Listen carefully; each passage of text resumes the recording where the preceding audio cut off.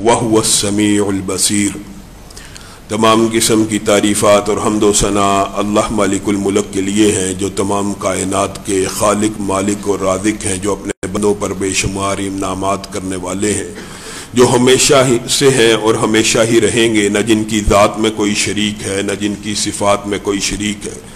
حمد و ثناء کے بعد لاکھوں کروڑوں درود و سلام ہوں اس ہستی اقدس و مقدس پر کہ جن کا نام نامی اور اسم گرامی حضرت محمد رسول اللہ صلی اللہ علیہ وآلہ وسلم ہے، جنہیں تمام کائنات کا ہادی، رہنما، مقتدا، پیشوا، رہبر، امام بنا کر بھیجا گیا، اور جن کے قلب اطہر پر اللہ رب العزت نے اپنی آخری کتاب حمید کو نازل فرمایا۔ حمد و ثناء اور درود و سلام کے بعد لاکھوں رحمتیں ہوں آپ کے صحابہ پر، امت کے ادیبوں، شہیدوں، محدثین، واعظین، مفسرین، مبلغین پر کہ جن کی وجہ سے اسلام ٹھیک اور مکمل حالت میں ہم تک پہنچا۔ قبل اس کے کہ جمعے کے موضوع کی طرف بڑھیں، آپ کے سامنے ایک وضاحت کرنا ضروری ہے کہ جمعے کا خطبہ کھڑے ہو کر پڑھانا ہی سنت ہے، لیکن طبیعت بے حد خراب رہی۔ آج اللہ کے فضل و کرم سے اللہ نے توفیق اور ہمت دی کہ آپ کے سامنے گفتگو کے لیے حاضر ہوں، اس لیے بیٹھ کر چند گزارشات کو آپ کے سامنے رکھوں گا۔ معزز سامعین گرامی قدر، گزشتہ خطبے کے اندر ہم اللہ رب العزت کی صفات کے حوالے سے اور ذات کے حوالے سے چند باتیں آپ کے سامنے رکھ چکے ہیں۔ ان میں سے ایک بات جو سمجھنے کا خاص نقطہ تھا وہ یہ تھا کہ اللہ خالق ہے، باقی ہر چیز دنیا میں جو بھی ہے وہ مخلوق ہے، اور خالق مخلوق سے جدا ہے، خالق مخلوق کے اندر نہیں، خالق کا کوئی جز مخلوق کے اندر نہیں، اور مخلوق کا کوئی جز خالق کے اندر نہیں۔ یہ جو ہمارے معاشرے میں فلسفے پھیلے ہوئے ہیں، وحدت الوجود، ایک ہی ذات ہے، ہر چیز میں اللہ ہے، ہر شے میں اللہ ہے، ہر منظر میں، ہر پس منظر میں، ہر پھول میں، پتی میں، ڈالی میں، درخت میں، ہر چیز میں اللہ ہی ہے۔ نعوذ باللہ، یہ فلسفہ بہت بڑا خطرے کا فلسفہ ہے۔ اللہ رب العزت خالق ہیں، اور خالق کا مخلوق میں ہونا یہ عقلی اور منطقی طور پہ بھی درست نہیں، لیکن اس کا اثر کیا ہوتا ہے جب انسان تصوف کے اندر شریعت کو چھوڑ کے قدم رکھتا ہے تو نعوذ باللہ یہاں تک کہہ اٹھتا ہے۔ میں اپنی طرف سے بات نہیں کر رہا، جو تحقیق کرنا چاہے کر لے، ابن عربی کے فلسفے کو پڑھ لے، منصور حلاج کے فلسفے کو پڑھ لے، واللہ العظیم یہ ایک ایسا باطل اور نظریہ اور فلسفہ تھا۔ اور آج بھی کہا جاتا ہے، آج بھی آپ کو کہا جاتا ہے کیا؟ اپنے من میں ڈوب کر اپنے دل میں اللہ کو تلاش کرو۔ اگر اللہ کو جاننا پہچاننا ہے، اپنی ذات کے اندر کھو جاؤ۔ اس کا مطلب حقیقت میں یہ تھا اپنی تخلیق کے اوپر غور کرو کہ اللہ رب العزت نے تجھے دل دیا، تجھے ایسے ایسے اعضاء دیے، اگر تو مارکیٹ سے خریدنے آج چلا جائے، تیری جیب پھانک ہو جائے، کروڑوں روپے لگ جائے، تو اپنے ہی جسم کے پرزے خریدنے کے اوپر قادر نہیں۔ مطلب یہ تھا، لیکن صوفیوں نے ایسا الجھایا، انہوں نے کہا دل میں بھی اللہ ہی بستا ہے، دل میں بھی اللہ ہی رہتا ہے، یہاں تک کہ منصور حلاج کیا اٹھا، انا الحق، میں ہی اللہ ہوں، نعوذ باللہ، میرے اندر ہی اللہ بول رہا ہے۔ انسان جب جذب کی، مجذوبیت کی کفیت میں چلا جاتا ہے، اس کے خواص باہتا ہو جاتے ہیں، شیطان اس کو چھو کے ایسا خبتی کر دیتا ہے۔ آپ کے سامنے کیا فلسفہ رکھ رہا ہوتا ہے؟ یہ حالت جذب میں ہے، یہ مجذوب ہو گیا ہے۔ اس کا تصوف میں مطلب پتہ کیا ہے؟ نعوذ باللہ، اس کا مطلب یہ ہے یہ بندہ خالق کے اندر جذب ہو گیا ہے۔ یہ کتنا باطل، یہ کتنا گندا فلسفہ ہے میرے بھائیو۔ جز اللہ رب العزت کا جز بھی کسی مخلوق میں نہیں ہے۔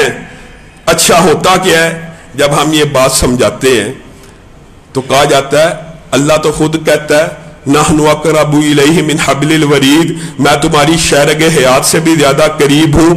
اس طرح کی ساری آیات جو اپنی عقل میں نہیں آتی، اپنی عقل کو جسٹیفائی کرنے کے لیے خالق مخلوق کا یہ جو فاصلہ، خالق مخلوق کے مابین یہ جو دیوار ہے، اس کو ختم کر دیتے ہیں۔ سمجھنے کی کوشش نہیں کرتے کہ اللہ رب العزت کیا کہہ رہا ہے۔ ہاں، دو کے اندر بھی اگر کوئی تیسرا نہ ہو تو تیسرا رب ہوتا ہے، تین کے اندر بھی کوئی چوتھا نہ ہو چوتھا رب ہوتا ہے۔ اور ثانی اثنین اذ ہما فی الغار، اللہ کے رسول صلی اللہ علیہ وسلم نے حضرت ابو بکر کو غار میں کہہ دیا تھا لا تحزن ان اللہ معنا، اللہ ہمارے ساتھ ہے. اس طرح کی آیات کا مفہوم اور مقصد اور مطلب کیا لیتے ہیں؟ اللہ ہمارے ساتھ ہے، اللہ ہمارے قریب ہے. ان آیات کے اوپر ہمیں کوئی اشکال نہیں ہے، کوئی مغالطہ نہیں ہے. مغالطہ تو آپ کی عقل نے کھایا. میرے بھائیوں، یہ فلسفہ آج سمجھ کے جانا ہے، اس کے اندر بہت بڑا خطرہ ہے. اللہ رب العزت کہہ رہے ہیں میں تمہاری شہرگ حیات سے بھی زیادہ قریب ہوں. قرآن پاک میں اللہ رب العزت نے جب بھی قربت کا ذکر کیا اپنی جہت کی طرف سے کیا ہے. کیا مطلب؟ یہ بات سمجھنے کی بڑی ضرورت ہے. وَإِذَا سَأَلَكَ عِبَادِي عَنِّي فَإِنِّي قَرِيبٌ، میں رب تمہارے قریب ہوں، میں رب تمہاری شہرگ حیات سے بھی زیادہ قریب ہوں. ایک بات صرف آپ کو سمجھ آ جائے، آپ کو اس آیات کا مفہوم ساری زندگی کبھی ٹھوکر نہیں لگنے دے گا، کبھی وحدت الوجود کے گندے باطل فلسفے آپ کو متاثر نہیں کر سکیں گے. بتائیے، جس وقت یوسف کو کنویں میں دھکا دیا جا رہا، جبریل امین کہاں تھے؟ اللہ رب العزت کے عرش کے پاس ہے. آپ کو پتا نا عرش کتنی بلند جگہ پہ ہے؟ 7 آسمان کو کراس کرنا، صرف زمین سے لے کے آسمان تک سائنسدان حساب عاجز آ چکا ہے. ایک ستارے کی دوری ماپنے کے اوپر ہزاروں لاکھوں کروڑوں نوری سال، 1 ارب 20 کروڑ نوری سال کے اوپر ابھی تک انسانی آنکھ نے دوربین کے ساتھ ایک ستارہ دیکھا ہے. 1 ارب 20 کروڑ نوری سال، ان سے اوپر آسمان، اس کے اوپر آسمان، 7ویں آسمان کے اوپر جبریل امین ہے. اللہ رب العزت جبریل امین کو حکم دیتے ہیں، یوسف کے بھائیوں نے یوسف کو دھکا دے دیا ہے، میرے یوسف کے پاؤں کنویں کی زمین سے ٹکرا نہ جائے، ان کو چوٹ نہ لگ جائے، وہ زخمی نہ ہو جائے. 7ویں آسمان کے اوپر جبریل اللہ کی مخلوق کا خالق ہے. ایک مخلوق کی رفتار، ایک مخلوق کی چابک دستی، ایک مخلوق کی اطاعت یہ ہے کہ جبریل امین نے 7ویں آسمان سے اپنے پر کو یوسف کے قدموں کے نیچے رکھ دیا. بتائیے جہت کہاں سے بیان ہو رہی ہے؟ ہمارے سے تو جہت بہت دور ہے، لاکھوں اربوں کروڑوں نوری سال کا فاصلہ ایک ستارے کا تم خود کہتے ہو، سائنسدان کہتے ہو یہ ہماری طرف سے دوری ہے. ابھی مخلوقات میں سے اللہ نے ایسی مخلوق پیدا کی ہوئی ہے 1 سیکنڈ کے 10ویں حصے میں اس کا پر کنویں کے نیچے آ جاتا ہے. آپ ذرا باہر نکلیے، نظر اللہ کی ایک مخلوق ہے، نظر اٹھا کے دیکھیے، ارب ہا ارب، کروڑ ہا کروڑ کلومیٹر کا فاصلہ نظر ایک آن میں طے کرتی ہے. کتنی دور کا ستارہ آپ ننگی آنکھ سے دیکھ لیتے ہیں، ایک مخلوق ہے. اور میرے بھائیوں ایک بات یاد رکھو، یہ جو اللہ کہتا ہے نا نحن اقرب الیہ من حبل الورید، یہ اللہ کہہ رہا ہے کہ میں تمہاری شہرگ حیات سے زیادہ قریب ہوں. اس میں آپ کو کس قسم کا مغالطہ لگتا ہے؟ اللہ عرش کے اوپر ہوتے ہوئے بھی 1 سیکنڈ کے 1000ویں حصے سے بھی مجھے آپ بتلائیے، یہ جو فاصلہ ہے، یہ جو ٹائم ہے، یہ جو وقت ہے، یہ اللہ کی مخلوق نہیں ہے؟ یہ بھی اللہ کی مخلوق ہے. اللہ کی مخلوق، فاصلہ اللہ کی مخلوق ہے. یہ فاصلے ہمارے لیے اہمیت رکھتے ہیں، یہ وقت ہمارے لیے اہمیت رکھتا ہے.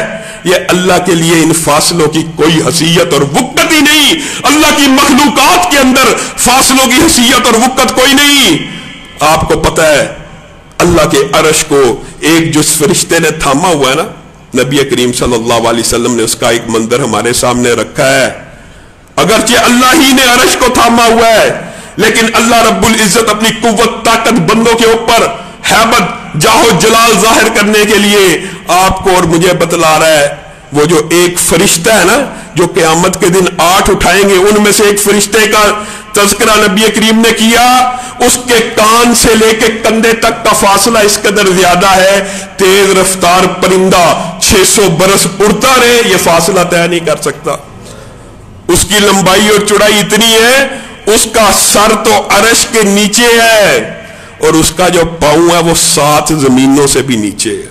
اللہ کی مخلوقات اگر ایسی ہیبت جلال والی، ایسی رفتار والی ہے تو اللہ کو دور سمجھتا ہے؟ اللہ 1 سیکنڈ کے 1000ویں حصے سے یہ جہت اللہ رب العزت اپنی طرف سے بیان کر رہا ہے. اللہ کے لیے فاصلے کی کوئی وقت نہیں ہے میرے بھائیوں. اور دوسرا جو اشکال معاشرے کے اندر، یہ جی آپ کے سامنے اس اشکال کو رکھا تھا یہ جی ایسے لوگ ہیں اللہ کا جسم مانتے ہیں، اللہ کا ہاتھ مانتے ہیں، اللہ کا چہرہ مانتے ہیں، اللہ کا وجود مانتے ہیں، اور لوگوں اللہ کی ذات کا انکار کرنے والوں نے کس قدر دھوکہ کھایا۔ ایک کو سمجھ نہ آئی، اس نے ہر چیز کو اللہ ہی بنا دیا، ہر چیز کو اللہ بنا دیا، وحدت الوجود ہو گیا۔ ایک ہی اصل میں وجود ہے جس کے ہم سب حصے ہیں، نعوذ باللہ۔ بعض صوفی ملامتی ایسے بھی ہیں، آپ پڑھیں گے حیران رہ جائیں گے۔ آپ ان کا فلسفہ پتہ کیا؟ ہم سب اللہ کی ذات کا حصہ ہیں اور اللہ تعالیٰ اپنی ذات کو کبھی آگ میں ڈالے گا ہی نہیں، اس لیے کوئی بندہ جہنم میں جائے گا ہی نہیں۔ یہ بھی لکھا صوفیوں نے، کیا کچھ نہیں لکھا۔ جب انکار کرنے کے اوپر عقل کے اندر بات نہ آئے، یا تو وحدت الوجود بنا دیتے ہیں یا سرے سے ہی اللہ کے وجود کا انکار کر دیتے ہیں، نعوذ باللہ۔ سمجھ ان کو نہیں آئی۔ وہ اللہ رب العزت ایک ذات ہے، اللہ رب العزت کی ایک شخصیت ہے، اللہ رب العزت نے جو باتیں اپنے بارے میں کہہ دی ہیں، اللہ کی قسم اگر منوان ان کو قبول نہ کیا جائے، اس کے اندر طویلات تحریفات کیے جائیں تو انسان اسی طرح گمراہ ہو جاتا ہے۔ مجھے بتائیے کس بارے میں آپ کو اشکال آتا ہے؟ اللہ کہتا ہے میرے دو ہاتھ ہیں، میں جیسے چاہے خرچ کروں۔ اب یہ بندے ایسے دبک جاتے ہیں، ایسے خاموش ہو جاتے ہیں، ترجمہ کرنا شروع کر دیتے ہیں، طویلات کرنا شروع کر دیتے ہیں۔ بتائیے آپ میں سے ہر ایک نے بچپن سے لے کے آج تک کتابوں میں کیا پڑھا ہے؟ اللہ کے ہاتھ کا ترجمہ کیا کیا جاتا ہے؟ قبضہ قدرت۔ والذی نفسی بیدی، نبی کریم کہیں گے قسم ہے اس ذات کی جس کے ہاتھ میں میری جان ہے۔ یہ ترجمہ کریں گے قسم ہے اس ذات کی جس کے قبضہ قدرت میں میری جان ہے۔ یہ کیسے ہے؟ آپ نے ان الفاظ کے اوپر غور نہیں کیا ہوا۔ یہ معاشرے کے اندر اشکالات اللہ کی ذات کے بارے میں پھیلائے گئے۔ اللہ کے چہرے کا جب حدیثوں میں ذکر آتا ہے نا تو ترجمہ پتہ کیا کرتے ہیں؟ اللہ کی عزت کی قسم۔ چہرے کی بات آئے گی عزت، ہاتھ کی بات آئے گی قبضہ قدرت۔ یہ ترجمہ آپ کو کس نے سکھایا؟ کیا حدیث میں آیا ہے؟ کیا قرآن میں آیا ہے؟ کہ آپ کی عقل میں اللہ کی ذات نہیں آئی، آپ نے خود بخود من گڑت فلسفے ایجاد کر لیجئے۔ میرے بھائیوں اللہ کی قسم ان کو بھی تانو تشنیع نہیں کر رہا، صرف سمجھانا مطلوب ہے، صرف سمجھانا مقصود ہے۔ اللہ خود جب ایک بات کہہ رہا ہے لیس کمثلہ شیء، اللہ کے ہاتھ ہیں لیکن لیس کمثلہ شیء، اس جیسی کوئی مثال نہیں ہے۔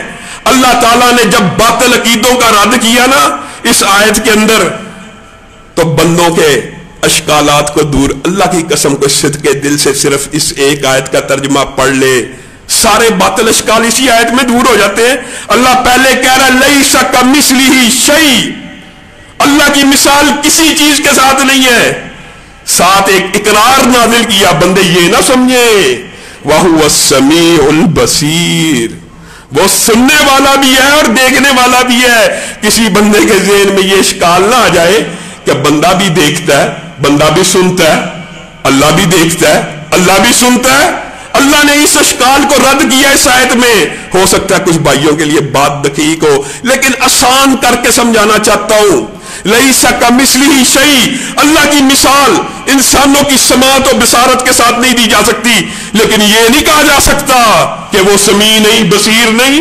اور میرے بھائیوں تمہیں کس نے کہا اللہ کے ہاتھوں کی مثال مخلوق کے ساتھ نہیں دی جا سکتی، لیکن یہ نہیں کہا جا سکتا ہاتھ ہی نہیں۔ آپ بتائیے ایک مرغی کے مخلوقات میں سے نعوذ باللہ اللہ کی ذات کو مثال نہیں بنا رہا، مخلوقات میں سے انسان کے ہاتھ دیکھ لے، ایک مرغی کے پر جن کو ہاتھ کہا جاتا ہے وہ دیکھ لے، ایک چونٹی کے ہاتھ دیکھ لے، ایک چھپکلی کے ہاتھ دیکھ لے، اس کرسی کے ہاتھ دیکھ لے، ایک چارپائی کے ہاتھ دیکھ لے۔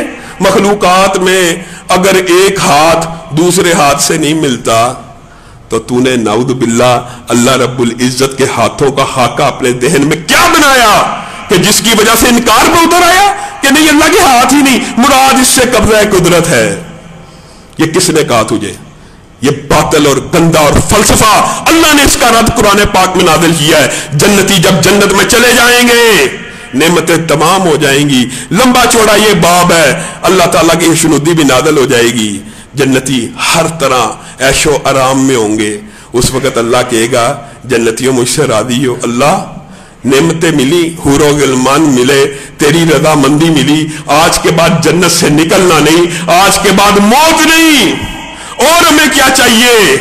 अल्लाह की कसम सही हदीस के अल्फाज, कुरान पाक के अल्फाज, अल्लाह कहेगा अभी एक नेमत बाकी है, और उस नेमत का तज़किरा कुरान पाक में अल्लाह ने खुद कर दिया। वो किस चीज का इनकार करते हो? अल्लाह कहता है वजूह यौमइज़िन नाज़िरा, वजूह यौमइज़िन नाज़िरा इला रब्बिहा नाज़िरा। उस दिन चमकदार चेहरे अपने रब का दीदार कर रहे होंगे। बताइए, आप अगर रब का इनकार कर रहे हैं, रब की जात का इनकार कर रहे हैं, रब की जात को गोरख धंधा कह रहे हैं, रब के चेहरे का इनकार कर रहे हैं, नबी करीम तो फरमा रहे हैं अल्लाह की कसम जन्नती जन्नत में अपने रब का ऐसे दीदार करेंगे जब अल्लाह रब्बुल इज्जत अपने चेहरे से निकाबों को उठाएगा तो तुम उस तरह अपने रब का चेहरा देखोगे जिस तरह 14वीं रात में चांद देख रहे होते। जन्नत के अंदर अल्लाह रब्बुल इज्जत के चेहरे का दीदार होना है, इंशाअल्लाह होना। अल्लाह हम सबको इस नेमत से सरफराज फरमाए। जिन लोगों के नजदीक चेहरा ही नहीं, जिन लोगों के नजदीक जात ही नहीं, जिन लोगों के नजदीक वजूद शख्सियत नहीं है, वो गौर करे वो किस बातिल अकीदे के अंदर और किस वजह से। अच्छा, अजीबो गरीब वजह, अजीबो गरीब अपने खुद साख्ता फलसफे, अपने खुद साख्ता कुलिये। एक बंदा मुझे कहने लगा अल्लामा साहब अल्लाह रब्बुल इज्जत अर्श पे है, ठीक है, आयत है, आयत है। मैं क्या आयत है? आयत है, चले मान लेते हैं। मैं क्या चले मान लेते हैं, यकीनी तौर पे मानो, मान भी लिया जाए। अर्श छोटा है, अल्लाह बड़ा है, ये खुद साख्ता फलसफे। ये जो छोटी चीज है बड़ी चीज को कैसे उठा सकती है? मैं क्या तूने अल्लाह की जात को समझा नहीं। अर्श अल्लाह रब्बुल इज्जत ने अपनी अजमत को, अपनी शख्सियत की रोब जलाल के लिए पैदा किया हुआ है। ये नहीं मुआद अल्लाह अर्श ने अल्लाह को उठाया हुआ है, अर्श ने अल्लाह को नहीं उठाया हुआ। अर्श को भी अगर थामा हुआ तो रब ने थामा हुआ। आसमान और जमीन को अल्लाह कह रहा है कुरान पाक में, अगर मैं इनकी ये जो मिदार में चलने की सकत है या एक सेकंड के 1000वें हिस्से से भी इनसे गाफिल हो जाऊं ना, एक सेकंड के 1000वें हिस्से में भी इनसे गाफिल हो जाऊं और इनको छोड़ दूं, ये कशिश शकल का निजाम अगर एक सेकंड के 1000वें हिस्से में भी मैं रब के हाथ से निकल जाए तो दुनिया की कोई ताकत ऐसी नहीं है जो जमीन और आसमान को आपस में टकराने से बचा दे, इस निजाम को खत्म होने से बचा सके। अल्लाह नहीं थामा हुआ अर्श को। मेरे भाइयों, ये फलसफे आपने खुद बनाए हुए हैं कि छोटी चीज ने बड़ी चीज को कैसे उठाया हुआ। अच्छा, ये बात भी अकली मंतकी तौर पे भी गलत है, अल्लाह माफ करे, चूंकि बात एक लगव है, इतराज एक लगव है, इसलिए जवाब दे रहा हूं। हमेशा छोटी मशीनरी बड़ी चीजों को उठा लेती है, नाउज़ बिल्लाह, मिसाल अल्लाह के साथ देना, वैसे ही ये ऐबदार बात है। लेकिन ये फलसफा तुमने घर में बैठे क्रिएट किया और ये भी अकली और मंतकी तौर पे दुरुस्त नहीं है। एक स्टूल बहुत छोटा होता है, उसके ऊपर बहुत बड़ी जिसामत की शख्सियत बैठ सकती है, नाउज़ बिल्लाह। फिर वही बात करता हूं, इसकी मिसाल अल्लाह के साथ नहीं है। लेकिन तुम लोगों ने ये बातें कैसे इजाद कर ली?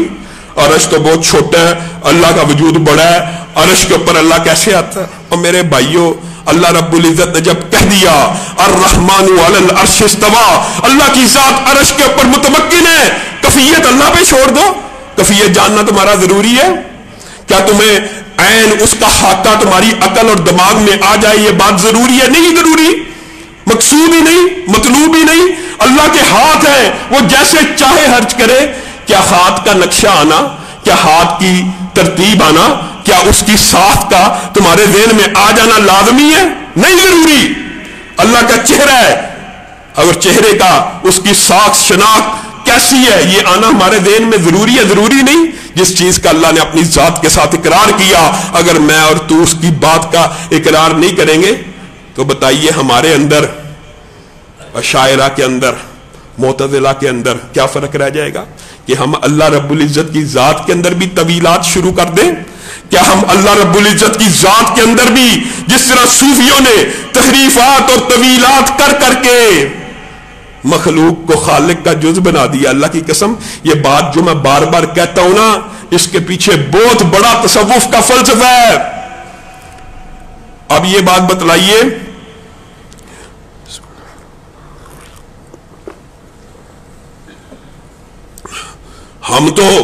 ہم تو ایسے لوگ ہیں، ہم کہتے ہیں انبیاء کو، اولیاء کو، صدیقین کو، شہداء کو اللہ کی ذات کا حصہ نہ بناؤ، یہی کہتے ہیں نا؟ یہ ساری مخلوق کو اللہ کی ذات کا حصہ کہتے ہیں، ساری مخلوق کو ہی، ہر چیز ہی اللہ، نعوذ باللہ، ہر چیز میں اللہ، ہر چیز ہی اللہ، اور دوسرا انکار کرنے پہ آیا اللہ۔ کیسے کیسے باطل فلسفے! بتائیے، ہمارا مقدمہ تو میرے بریلوی بھائیوں آپ کے سامنے یہ تھا، اور یہ بات بھی آج سمجھ لیجیے، اور یہ سمجھنا بھی ضروری ہے، پہلے بھی ایک بار آپ کے سامنے یہ بات رکھ چکا ہوں۔ ہمارا بریلویوں کے ساتھ جو اختلاف ہے بہت بڑا، ایک حقیقت میں جائزہ لینا چاہیے تعصب کے بغیر، مجھے بھی آپ کو بھی۔ اللہ کی قسم، بریلوی بھی اگر نبی کریم صلی اللہ علیہ وسلم کو نور کہتے ہیں نا، تو معاذ اللہ توہین کی وجہ سے نہیں کہتے، محبت کی وجہ سے کہتے ہیں۔ سچی بات کہنی چاہیے، عقیدت اور احترام کی وجہ سے کہتے ہیں۔ وہ اس کے اندر مبالغہ کرتے ہیں، وہ سمجھتے ہیں کہ نور شاید بشر سے افضل ہے، محبت ہے اپنی طرف سے، لیکن محبت بھی اگر قرآن و سنت کے مطابق نہ ہو، ڈائریکشن ٹھیک نہ ہو، کس قدر غلطی اور خطرے کا سودا ہے۔ میں اور آپ نبی کریم صلی اللہ علیہ وسلم کو جو بشر کہتے ہیں نا، اللہ کی قسم صرف اس وجہ سے کہتے ہیں، ہم سمجھتے ہیں کہ بشر نور سے افضل ہے، یہ بھی محبت اور عقیدت کی وجہ ہے، ان کی بھی محبت اور عقیدت ہے۔ لیکن آئیے اس محبت اور عقیدت کو ذرا قرآن پاک کے اوپر تولیے۔ لَقَدْ خَلَقْنَا الْإِنسَانَ فِي أَحْسَنِ تَقْوِيمٍ۔ بتائیے، اللہ رب العزت خود نہیں کہہ رہا مخلوقات میں سے میں نے سب سے افضل، سب سے اشرف اگر کسی کو بنایا تو آدم کو بنایا؟ وَلَقَدْ كَرَّمْنَا بَنِي آدم، اللہ نہیں کہہ رہا؟ آدم کو فضیلت دی جمیع مخلوقات کے اوپر۔ جتنی نورانی مخلوق، جب آدم کو پیدا کیا، نورانی مخلوق موجود نہیں تھی؟ موجود تھی۔ فرشتے موجود نہیں تھے؟ فرشتوں کے سردار جبریل امین بھی موجود تھے۔ آدم کو پیدا کیا، ساری نورانی مخلوقات کو کیا حکم ہوا؟ آدم کو سجدہ کر دو۔ اللہ معاف کرے، عبادت کا سجدہ تھا؟ نہیں، کس چیز کا سجدہ تھا بتائیے؟ اللہ کی قسم میرے بریلوی بھائی اس بات کے اوپر غور کریں، آدم کو جو سجدہ فرشتوں نے کیا، رسولوں نے، فرشتوں میں سے رسول بھی ہیں، جبریل امین نے کیا۔ بتائیے کتنی بڑی شخصیت ہے، کتنی بڑی ہستی ہے نورانی مخلوقات میں۔ اس وقت جبریل امین سے افضل کون ہو سکتا تھا؟ ان کو حکم ہوا سجدہ کرنے کا آدم کو، کیا عبادت کے لیے؟ نہیں، تعظیم کا سجدہ تھا۔ اور تعظیم کا بھی کس معنوں میں؟ یہ جو میں نے مخلوق اب پیدا کی ہے یہ تمام مخلوقات سے افضل ہے، اس لیے اس کو سجدہ کرنا ہے۔ بتائیے یہاں پہ کوئی اعتراض، کوئی آپس میں؟ جب بشر سب سے افضل ہے تو ہمارا عقیدہ یہ ہے کہ نبی محترم کا تعلق بشریت سے ہے۔ ہاں یہ الگ بات ہے کہ ایک عام بشر اور نبی کریم صلی اللہ علیہ وسلم کا کوئی موازنہ نہیں ہے، لیکن جب یہ میرے بھائیوں عقیدہ فلسفہ اپنے بریلوی بھائیوں کو سمجھایا جاتا ہے نا، اور سمجھایا گیا علماء کی طرف سے، جب یہ بریلی کی تحریک ابھری، علماء نے اس کے رد میں لکھا کہ کس باطل فلسفے کی طرف جاتے ہو؟ تم نے نبی کریم کو نور کہہ کے یہ سمجھا نبی کا مرتبہ مقام اونچا ہو گیا، نہیں اونچا ہوا۔ بشریت، بشر افضل ہے، انسان اشرف المخلوقات ہے۔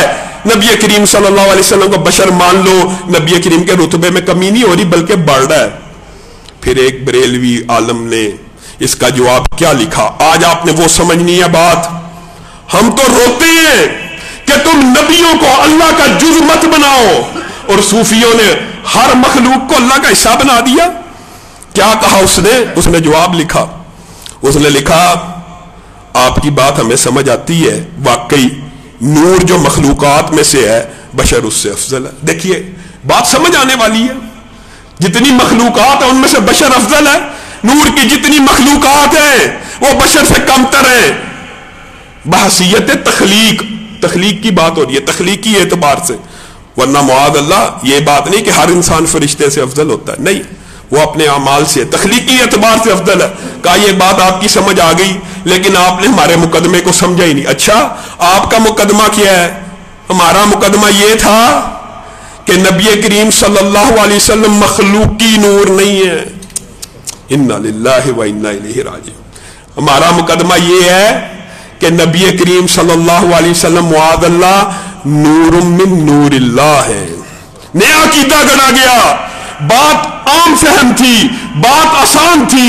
بشر افضل ہے نور سے جتنی نور کی مخلوقات ہے. لقد خلقنا الانسان فی احسن تقویم, انسان ان سے افضل. ایک شاعر نے یہاں تک کہہ دیا جو تھا عرش پہ خدا ہو کر اتر پڑا نعوذ باللہ مدینہ میں مصطفیٰ ہو کر. وَجَعَلُوا لَهُ مِنْ عِبَادِهِ جُزْءًا, اللہ کہہ رہا ہے تمہارے ضمیر کے اوپر کوڑا لگا رہا ہے. تم نے اللہ ہی کی ذات کا, اللہ ہی کے بندے کو حصہ بنا دیا. اللہ کہہ رہا ہے اللہ کو پتا تھا امت کے اندر ایک وقت نعوذ باللہ ایسا آنے والا ہے کہ اللہ ہی کے نور میں سے نبی کریم صلی اللہ علیہ وسلم کا نور کہا جائے گا. وَجَعَلُوا لَهُ مِنْ عِبَادِهِ جُزْءًا. جائیے دنیا کے کسی ترجمہ کرنے والے سے اس آیت کا ترجمہ کروا لیجئے, اس ہی کے جز بنا دیتے ہیں بندے. اور میرے بھائیوں, عزیر یہودیوں نے یہی کہا, اللہ نے پورا مقدمہ نازل کیا. یہ تم نے اللہ کا بیٹا کہنا اللہ کو گالی دینا ہے. اگر اللہ کا بیٹا کہنا اللہ کو گالی دینا ہے تو اللہ بنا دینا, اللہ کی ذات کا حصہ ہی کہہ دینا. قُلْ هُوَ اللَّهُ أَحَدٌ. احد کا مطلب یہ ہوتا ہے اس کا کوئی جز ہوتا ہے. لم یلد ولم یولد. اللہ نے باطل فلسفوں کا رد خود بخود کر دیا. کوئی اللہ کی ذات کا حصہ نہیں ہے, کوئی اللہ کی ذات کا جز نہیں ہے. نہ اللہ تعالیٰ جنے, نہ اللہ تعالیٰ نے کسی کو پیدا کیا ہے. اور نبی کریم صلی اللہ علیہ وسلم کو ایک آیت میں ایسا حکم دیا کہ توحید کا سارا فلسفہ آپ کو سمجھ آ جائے گا. کل اے محمد, جب بھی اللہ رب العزت کہیں پہ کل کہتے ہیں نا تو آگے یا محمد صلی اللہ علیہ وسلم محذوف ہوتا ہے, کیونکہ اللہ کا خطاب نبی کریم سے ہو رہا ہوتا ہے. کیا کہہ رہے ہیں؟ کل اے محمد صلی اللہ علیہ وسلم آپ کہہ دیجئے. کیا کہہ دیجئے؟ بتائیے. آپ نے محمد صلی اللہ علیہ وسلم کو بشر نہ ماننے کی ضد کی وجہ سے نور من نور اللہ کہہ دیا. اور اللہ نبی کریم کو کیا کہہ رہا؟ قل, کہہ دیجئے ان کان للرحمن ولد, ان کان للرحمن ولد. اگر اللہ کا جز ہونا تو دور کی بات ہے, اگر اللہ کا کوئی بیٹا ہوتا فَأَنَا أَوَّلُ الْعَابِدِينَ, تو میں محمد صلی اللہ علیہ وسلم اس کی بھی عبادت کرتا. کیوں؟ کیونکہ اللہ کا اگر بیٹا ہوتا تو وہ بھی عبادت کے لائق ہوتا. بات سمجھ آ رہی ہے؟ اللہ کا بیٹا نہیں ہے, لیکن اللہ باطل عقیدے کا فلسفے کا کیسے رد کروا رہا ہے.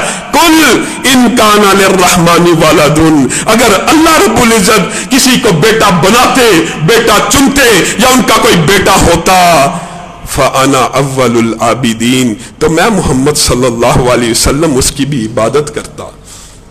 آپ نے محمد صلی اللہ علیہ وسلم کو بیٹا بنانا کو دور کی بات انہی کا جز بنا دیا. اگر جز ہیں تو اللہ کی قسم عبادت کے لائق ہیں. بتائیے ایک ذات پوری کی پوری عبادت کے لائق ہوتی ہے کہ نہیں ہوتی؟ ہمارا عقیدہ تو سن لیجئے. ہم تو اللہ رب العزت کی صفات کا, قرآن پاک میں اللہ کی صفات ہیں, اللہ کے خوبصورت نام ہیں, ان کے ذریعے مانگنا جائز ہے. ہم تو کلام اللہ کو, یہ جو قرآن پاک ہے, یہ جو کلام اللہ ہے, اہل سنت کے اندر اور معتزلہ کے اندر اور باطل فرقوں کے مابین ایک بہت بڑا فرق, وہ بھی آپ یاد رکھ لیجئے. کیا ہے؟ اللہ کی قسم ہم کلام اللہ کو اللہ کی مخلوق نہیں سمجھتے. کلام اللہ کو ہم اللہ کی مخلوق نہیں سمجھتے, ہم کلام اللہ کو اللہ کی صفت مانتے ہیں. نعوذ باللہ. اور آپ نے محمد صلی اللہ علیہ وسلم کے بارے میں یہ کہہ دیا نور من نور اللہ,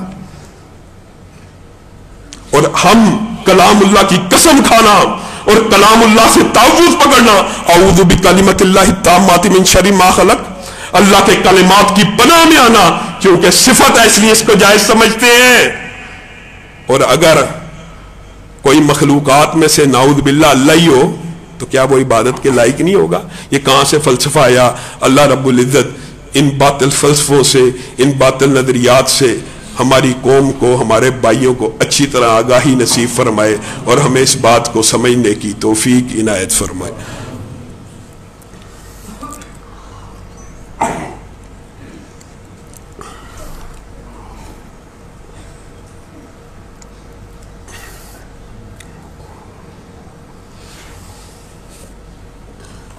چلا دیں.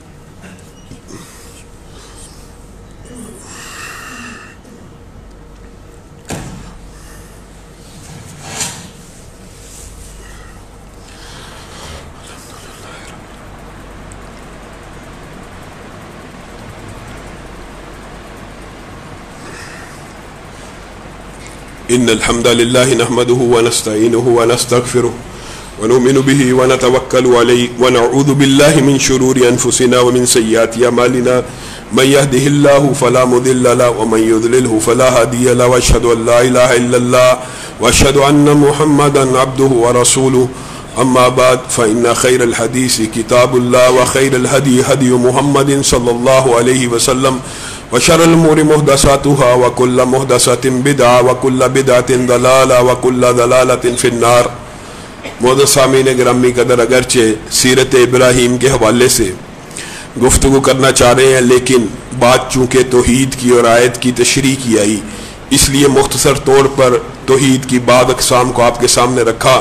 چند ایک باتیں کر کے انشاءاللہ حضرت ابراہیم کی سیرت کی طرف اگلے خطبہ جمعہ میں بڑھیں گے، اور اس کے بعد انشاءاللہ عید کے اندر ان کی سیرت کا وہ واقعہ جس کی وجہ سے قربانی امت کے اوپر فرض ہوئی اس کا ذکر کریں گے.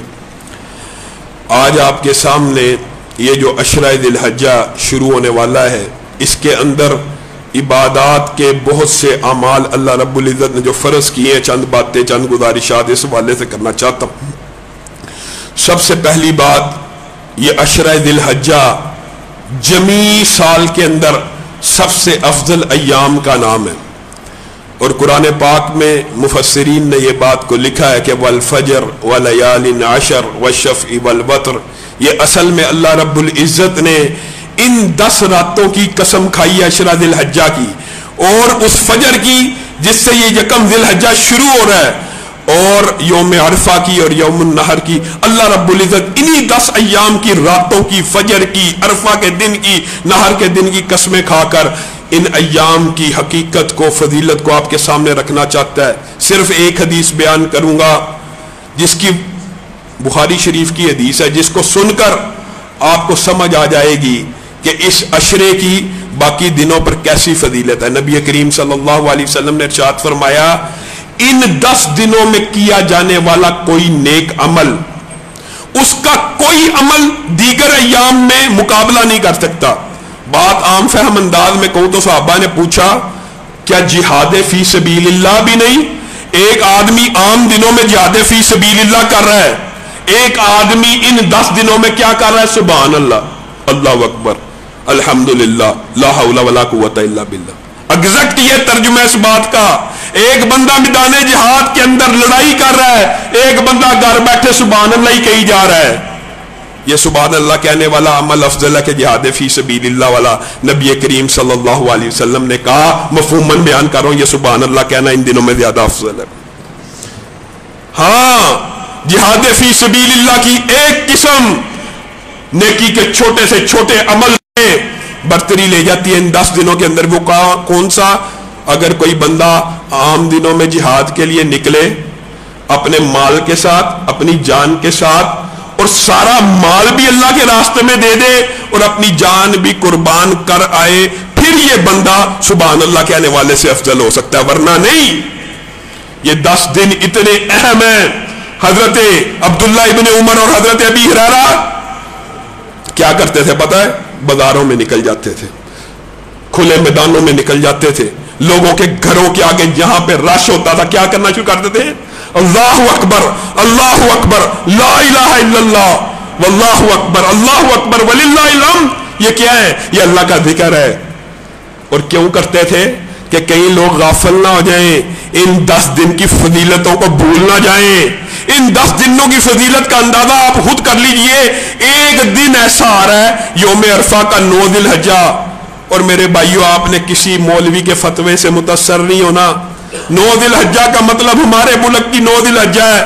بعض لوگ یہ کہیں گے وہ مقام عرفہ کے اوپر جو مقام عرفہ کا ذکر ہے یعنی 8 ذی الحجہ کا روزہ رکھو. نہیں، اسلام ابدی دین ہے، اسلام ہمیشگی کا دین ہے. بتائیے اس دور کے اندر وقوف عرفہ جس دن ہو رہا ہوتا ہے पूरी दुनिया में उसकी खबर कैसे पहुंच सकती थी? नहीं थी पहुंच सकती। आज तो चलो पता लग गया हाजी किस दिन वकूफ अरफा कर रहे हैं, उस दिन आज तो पता लग गया।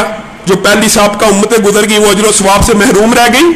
नबी करीम ने कहा एक दिन का सिर्फ रोजा ऐसा आने वाला है 9 दिन हज्जा का, जो रखेगा मुझे उम्मीद है अल्लाह रब्बुल इज्जत 1 साल पिछले 1 साल अगले सारे गुनाह माफ कर देगा। इबादत के ये दिन इतने अहम है, इन्हीं दिनों के अंदर अल्लाह रब्बुल इज्जत ने कुर्बानी का फरीदा दिया। और ये अब ये कुर्बानी का याम आते हैं ना, तो लोगों के अंदर, बाद लिबरल सेकुलर लोगों के अंदर गुर्बत का दर्द जाग उठता है, बेटी के जहेज की फिक्र जाग उठती है, उनको ये समझ नहीं आती।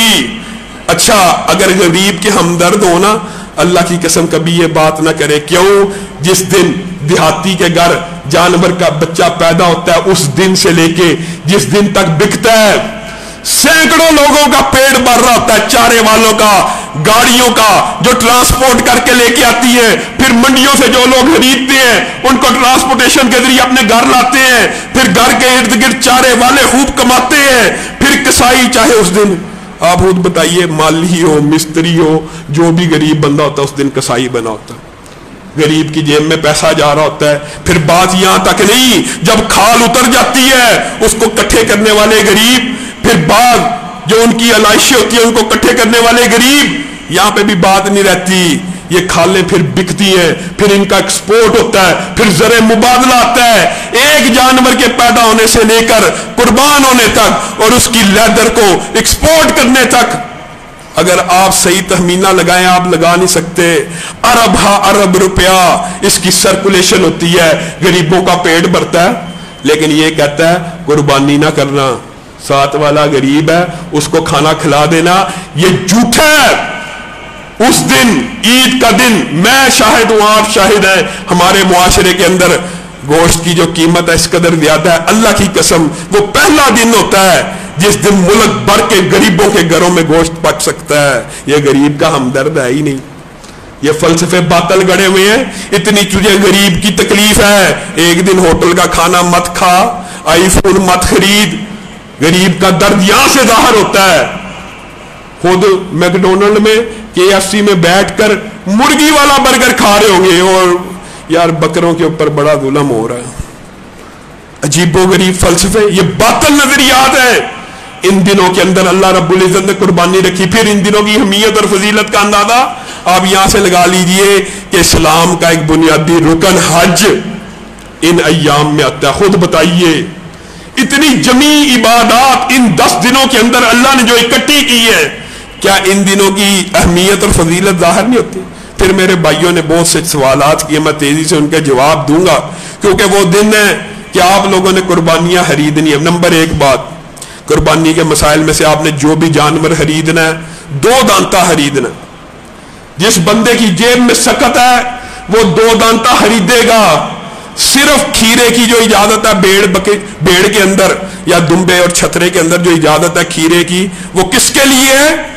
जिसकी जेब इजाजत ना दे रही हो लेकिन उसके दिल के अंदर कुर्बानी का शौक हो, तो अल्लाह रब्बुल इज्जत ने उसको रिलीफ दी है। तू भी कुर्बानी करना चाहता है, तू खीरा कर ले, बाकी मैंने और आपने 2 दांता जानवर करना है। और 2 दांता जानवर उम्र के एतबार से आपने नहीं चेक करना होता। बकरा 2 दांता पता नहीं कितने याम में होता है, गाय 2 दांत की कितने याम में होती है, ऊंट 2 दांत का कितने याम में होता है, तीनों का पीरियड फर्क है। इसलिए साल उम्र का हिसाब नहीं है, 2 दांत का हिसाब है। इससे यह भी मुराद है कि कम से कम 2 दांत हो, 2 दांत से ऊपर सारे जायज है। यानी ये जो 2 दांत की शर्त है ये कम से कम की है। फिर जानवर का लंगड़ा होना, काना होना, अंधा होना, कान का इतना ज्यादा कटा होना कि वो ऐब नजर आए, जो कान का बबूली हल्का सा नोक कटी होना या छोटी सी लाइन पड़ी होना, ये कुर्बानी में माने नहीं है। और जानवर ऐसा बीमार ना हो कि गिरने वाला, ऐसा कमजोर ना हो कि पता लगे कि अभी इसकी हड्डियों में गुदा नहीं है, ये तमाम जानवर का। अच्छा एक बात और, बहुत से साथियों ने सवाल किया, एक बात मेरे भाइयों समझ लीजिए, दुनिया के अंदर हलाल जानवर कितने हैं? सैकड़ों जानवर हलाल है। हिरन हलाल, बारासिंगा हलाल, पाड़ा हलाल, नीलगाय हलाल। जितने जानवर جن کے دو دانت نکیلے نہیں ہوتے وہ سارے کے سارے حلال ہوتے ہیں سوائے گدھے کے. گدھے کا نام لے کے حرام کہہ دیا. گدھے کے علاوہ جتنے جانور جن کے یہ دو دانت ذوناب نہیں ہوتے وہ سارے کے سارے حلال ہیں. کیا سارے کے سارے حلال جانوروں کی قربانی ہوتی ہے؟ یہ کتنی عجیب بات ہے میرے، یعنی ہم دینی طور پہ اتنی دور ہو چکے اپنے مذہب سے کہ ہمیں یہی نہیں پتا. کبھی کہہ دو نا، میں نے ایک دو مرتبہ کہا کہ یار بھینس مجھے اور بعض علماء کو گائے کی قسم نہیں لگتی، ہمیں اس کے اندر گائے والی صفت نہیں نظر آتی. بھینس پانی کو پسند کرتی ہے، گائے پانی کو پسند نہیں کرتی. بھینس اور گائے آپس میں کراس نہیں کر سکتے. فیملی سائنسی طور پہ ایک نہیں ہے، حتیٰ کہ گھوڑا اور گدھا چونکہ فیملی اوپر والی ایک ہے آپس میں کراس کر لیتے، لیکن بھینس گائے نہیں کر سکتے. تو میں نے کہا ہمیں بھینس گائے کی قسم میں سے نہیں لگتی، اس لیے اس کی قربانی سے بچنا چاہیے. لوگوں نے نیچے سوالات کیے اور مجھے میسیجز کیے گائے حلال نہیں، بھینس حلال نہیں. اور بھائیو بھینس حلال ہے، لیکن کیا ہر حلال جانور کی قربانی ہے؟ نہیں. ثمانیۃ ازواج اللہ نے قرآن میں کہہ دیا ہے، صرف 4 قسمیں ایسی ہیں. ثمانیۃ ازواج کا مطلب مذکر مؤنث ملا کے 8، صرف ان کی قربانی ہوگی. من الذان اثنین، من الماض اثنین، من البقر اثنین، من الابل اثنین. صرف ان 4 حلال جانوروں کی قربانی ہوگی اور ان کے جوڑوں کی، یعنی اونٹ نر مادہ، گائے نر مادہ، بھیڑ بکری چھترا دمبا نر مادہ اور بکری نر مادہ. بس ان 8 قسموں کے علاوہ قربانی نہیں ہو سکتی. اس لیے یہ جو فتویٰ دیا جاتا کہ بھینس کی قربانی سے بچا جائے، یہ صرف اس لیے دیا جاتا کہ یہ بکر کی قسم میں نہیں لگتی. نعوذ باللہ اس کا یہ مطلب نہیں ہوتا کہ وہ حلال نہیں ہے. حلال ہے، 100% حلال ہے. لیکن ہرن بھی حلال ہے، اس کی قربانی ہو جائے گی. بارہ سنگا بھی حلال ہے، اس کی قربانی ہو جائے گی. گھوڑا حلال ہے، اس کی قربانی ہو جائے گی. زرافہ حلال ہے، اس کی قربانی ہو جائے گی. نہیں، قربانی صرف ان 4 جوڑوں کے اندر یعنی کل 8 کے اندر ہوگی. تو آپ لوگ بھی اچھا. دوسری بات پتہ کیا ہے، میں نے خود پتہ بھی کیا، یہ جو بھینس ہوتی ہے نا یہ مہنگی بھی ہوتی ہے، اور اس کا جو بچہ ہوتا ہے نا کٹا، اسی قیمت کی گائے آ جاتی ہے. پھر بھی لوگوں کو اس کو بیچ کے گائے کر لو، اشکال سے بچ جاؤ. اسی قسم کے بعد اور دیگر سوالات ہیں جو کوئی ساتھی پوچھنا چاہے انشاءاللہ جمعے کے بعد ان کو جواب دے دیا جائے گا. سبحان ربک رب العزت عما یصفون.